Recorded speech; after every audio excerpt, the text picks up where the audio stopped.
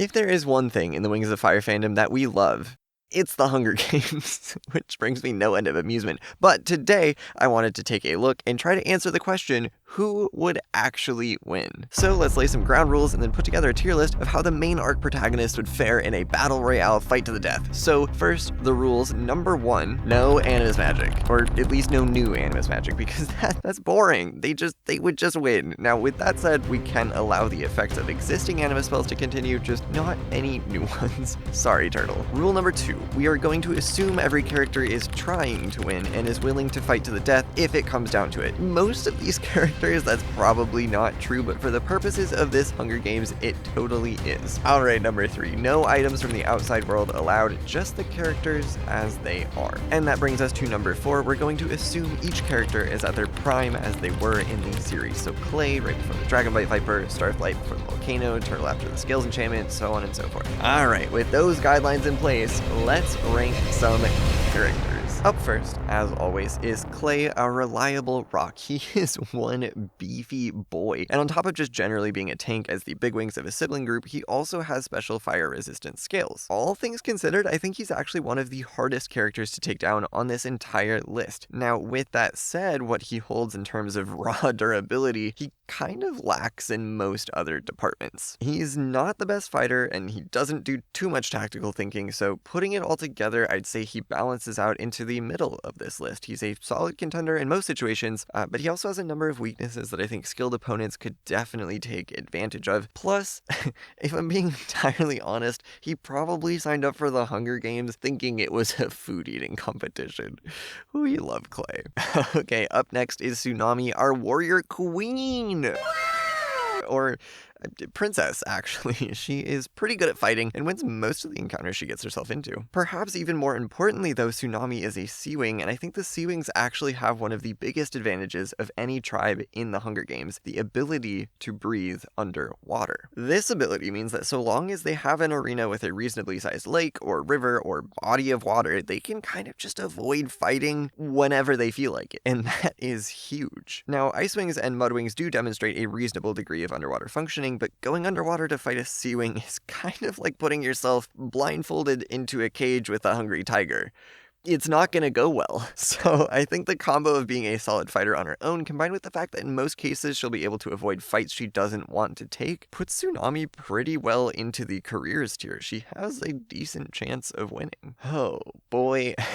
Then we have Glory. And Glory has a completely different skill set than any other dragon on this list. Not only can she perfectly camouflage with her surroundings, she also has a built-in ranged attack which results in damage that is anywhere from crippling to lethal. Glory is an absolute menace in the Hunger Games. There are only 4 characters on this entire list who have a chance of detecting her when she's in stealth mode, and even then detecting her and stopping her are 2 very different things, especially considering she doesn't even need to get close to land a deadly strike. And on top of all of that, she's also one of the most level-headed strategic characters on this list. She's going to play things smart, and she's not going to make mistakes even when things get intense. Glory goes straight to the volunteer tier, the volunteer, because she is just such a force to be reckoned with. Starflight. So he is the stereotypical nerdy character who's supposed to be small and cowardly and conflict avoidant, and he is mostly those things for a good chunk of the series. But you know what else he is? Starflight is a clutch master. When it comes down to it, Starflight shows up. When he's just thrown into a 1v4 in book 4, not only does he outspeed all the false dragonets chasing him, including a Skywing, he also outsmarts them to lose them completely. And when the volcano is erupting at the end of the book, he doubles back and figures out how to rescue Deathbringer as the mountain is literally falling down around him.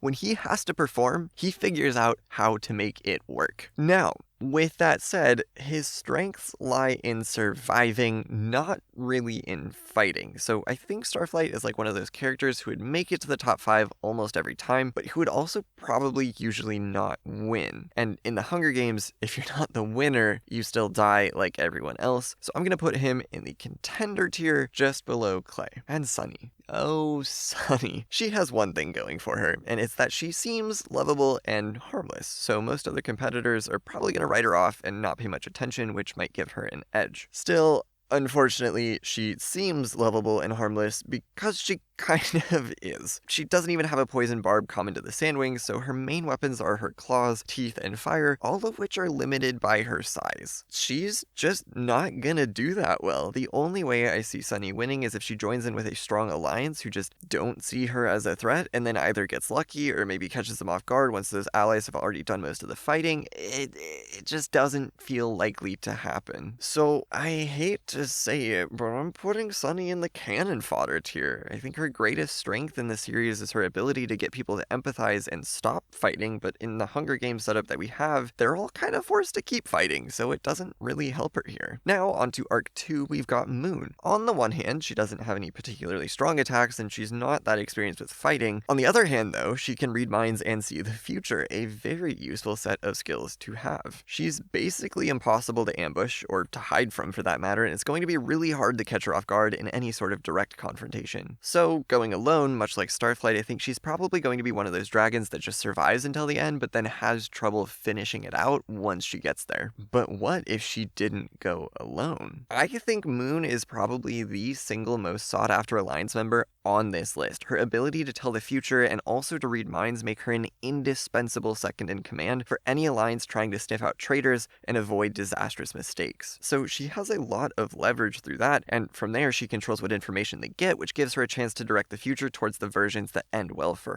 her. Still, though, it's going to be hard to orchestrate everyone's downfall, and she'll probably eventually have to take and win at least one fight herself, which is easier said than done, so I'm going to place her high into the contenders tier. I think if her prophetic powers were as strong as Clear Sights, she'd have a better chance, but as it stands, I'd say it's just decent. Ooh, Winter. So he seems to be a decent fighter and has a fair amount of experience in combat. He was in the second circle when he was part of the Icewind Kingdom, which isn't the best, but it's also not bad. Importantly, though, he's an Icewing, which means he has Frost Breath, and that is very strong. Even glancing hits from a Frost Breath attack are enough to debilitate a foe. Honestly, in terms of weaponry, I think it's one of the stronger attacks on this list, so putting that together, I think Winter places at the top of the contenders. I don't think he's quite a career, but he is close. Peril. So we can just go ahead and put Peril into S tier right now, and to be fair, she probably would volunteer as tribute, if for no other reason than it seemed like fun. Up until the events of Arc 1, her entire life consisted of dueling other dragons to the death in an arena for the entertainment of those in charge. She basically grew up playing a more gladiatorial version of the Hunger Games, and she won every single time. In terms of her skills, she's quite adept at maneuvering in a fight, but she doesn't even need to be because she has flame skills, and flame skills will burn anything she touches. That includes dragons, weapons, projectiles, shrapnel from dragon flame cactus bombs, even frost breath doesn't really affect her. So not only is she capable of straight up killing anyone she gets close to, with the one exception being Clay, who can sort of resist her for a little bit, but she also is impervious to most attacks that her opponents can throw at her. We don't really know if Rainwing Venom would do anything, and it's possible that Sandwing Venom would take her down if it got beneath her burning skin, but those are both just maybes. Likely, it would be a concerted effort from multiple dragons in combination using materials that don't burn, like stones or something, to even have a shot at taking her down. But outside of that, Peril just kind of runs around having a good time while the world and all of the dragons in it burn down around her. So yeah, S tier. Oh, now Turtle. Turtle is a special case. If he could use his Animus Magic, he would easily be in his own tier, even above Peril, and if we didn't allow any Animus Magic at all, he would probably be at the very bottom of the cannon fodder. But as it stands, we're allowing the effects of existing spells, which means that Turtle has scales that have been enchanted to be as hard as diamonds, bones that cannot break, and that he himself is impossible to hurt.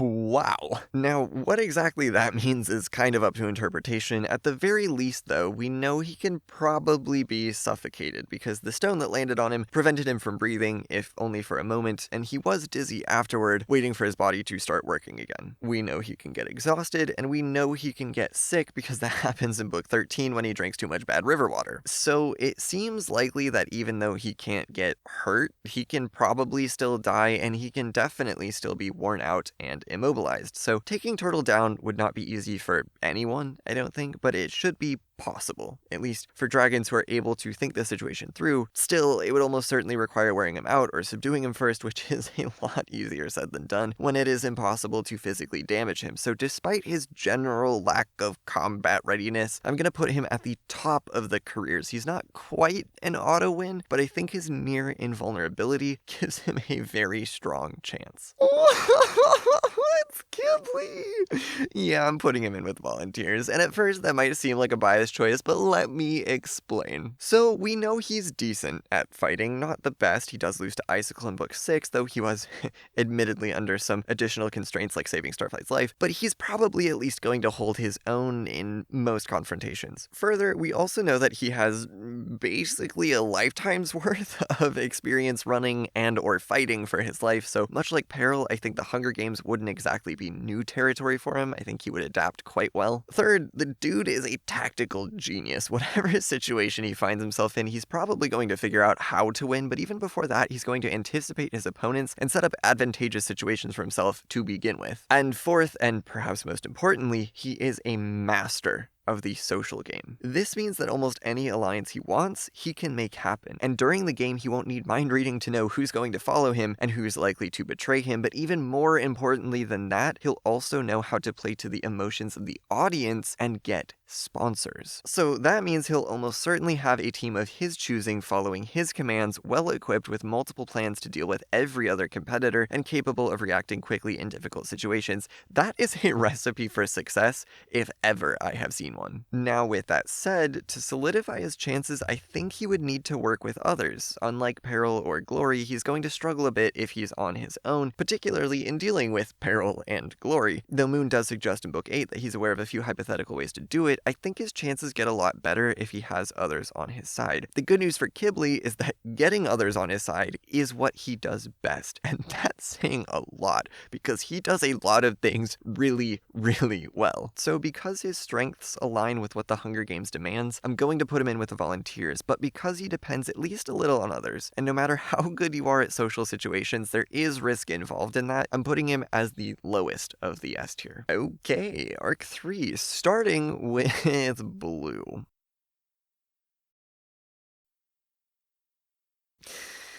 Yeah, he's not gonna do so well. His flamesilk is strong, but I don't think he really knows how to use it. He's also probably the weakest flyer on this list, considering he just got his wings for the first time recently, and on top of that, I don't think he's ever actually been in a fight. He's run away from a few, and one time he did try to square up against a carnivorous plant that was eating Swordtail, but he didn't even save Swordtail from a plant, and almost started a forest fire in that encounter, so sorry, Blue.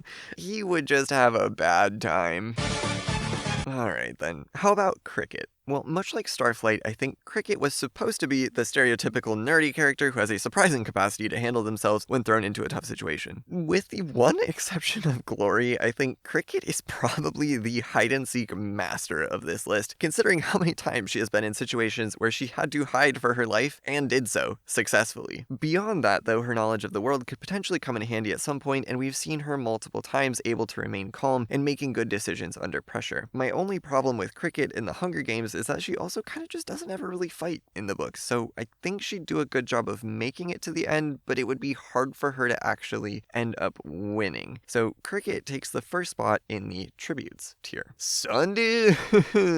The first character of Arc 3 who does not have the problem of being unwilling to fight. Some might even say she is too willing to fight. And for good reason, she is good at it. I think if you removed all abilities from consideration, Sundew is one of, if not the strongest fighter on this list. She keeps the level head, she fights tactically, she uses her environment to her advantage, and if we're taking abilities into account, as we would be in the Hunger Games, she has some pretty strong leaf speak. Now, in all likelihood, the Hunger Games wouldn't take place in the poison jungle, so the utility of her leaf speak is a bit limited, but it can absolutely still be used to perform a number of useful actions, like tripping, or maybe even ensnaring opposing dragons, expanding food sources, and if she's listening to the rhythm of the plants, potentially even detecting hunting hidden dragons who may be trying to sneak up on or away from her. Now, I don't think any of these traits are quite game-breaking, so I'm gonna put her solidly toward the top of the careers. She's one of the competitors that I think everyone would have to take into consideration in their plans. Snowfall. So, like Winter, she is a wielder of Frost Breath, which means she has an edge in almost every fight she gets into. But unlike Winter, Snowfall was not stuck in the second circle. In fact, she was the #1 ranked Icewing Dragonette in the entirety of the Icewing Kingdom, which is saying a lot because they are quite a competitive bunch. She is skilled in what she does, strategic in her decisions, and above everything else, she has a drive to win that helps her push herself forward in every situation. Snowfall is not a dragon to mess with, so she makes it into the careers above Tsunami, and just like a little bit below Sundew. It is quite close though. And finally, we have Luna the Silkwing, who has flamesilk and also isn't afraid to use it. Well, at least book 11 Luna. Book 15 Luna, that's a different story, but the important part is that she has flamesilk, which is a fairly strong, if not the most consistent, attack. Also, unlike Blue, she's not afraid to take confrontation head on, so that is a point in her favor. However, despite that, she doesn't do a whole lot of physical confrontation in the books, so it's hard to get a read on how combat ready she is. I mean, she tries using flamesilk on a Hivewing in book 11 and then ends up paragliding halfway across the world and doesn't really show back up until book 15, in which she has one fight with some Hivewings while invisible and again doesn't really do that much, and then she's captured by the Breath of Evil and just kind of talks with Lizard/Freedom for half a book. So is she gonna do well in the Hunger Games? I